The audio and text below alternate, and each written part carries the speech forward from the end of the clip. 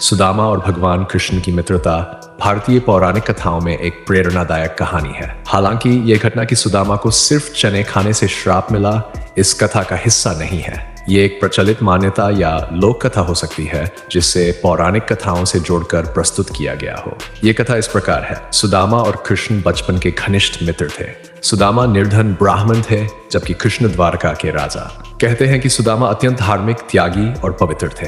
लेकिन एक समय की बात है जब सुदामा भगवान विष्णु के अवतार कृष्ण को बिना अर्पित किए चने खा गए। इसके पीछे उनका मनोभाव यह था कि कृष्ण के पास सब कुछ है और वे इसे अनदेखा कर सकते हैं, परंतु इस कार्य को उनकी तपस्या में दोष माना गया। कथा का विस्तार। एक दिन सुदामा अपनी गरीबी के कारण कृष्ण से सहायता मांगने उनके महल पहुंचे। रास्ते में उनकी पत्नी ने उन्हें घर से चावल का पोटली देकर कहा कि कृष्ण को ये उपहार स्वरूप अर्पित करें। सुदामा कृष्ण के पास पहुंचे और उन्होंने कृष्ण को वह चावल का उपहार दिया। कृष्ण ने उसे प्रेम पूर्वक स्वीकार किया। कथा यह कहती है किसी प्रकार एक अन्य घटना में सुदामा ने अपने पासर के चने भगवान को अर्पित किए बिना खा लिए।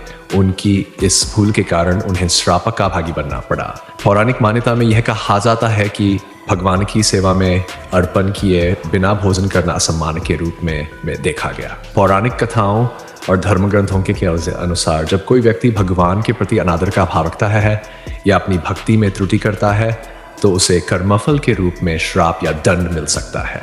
सुदामा के मामले में उनके चने खाने की घटना को उनकी तपस्या में आई कमी के रूप में देखा गया। हालांकि ये कथा प्रतीकात्मक है और इसका उद्देश्य लोगों को यह समझाना है कि कोई भी कार्य, चाहे वह छोटा ही क्यों न हो, अगर भगवान को समर्पित भाव से किया जाए तो उसका महत्व बढ़ जाता है। आध्यात्मिक संदेश। ये कथा इस बात को समझाने का प्रयास करती है कि भक्ति और समर्पण का महत्व। भक्ति में तन, मन और धन का अर्पण महत्वपूर्ण है। भगवान को अर्पण किए बिना भोजन करना सुदामा के लिए उनकी तपस्या में कमी के रूप में देखा गया। छोटे कार्यों की बड़ी भूमिका। चने जैसे छोटे भोजन का अर्पण भी भगवान के प्रति प्रेम और समर्पण का प्रतीक बन सकता है। कर्म का प्रभाव। हर कार्य का फल मिलता है, चाहे वह अच्छा हो या बुरा।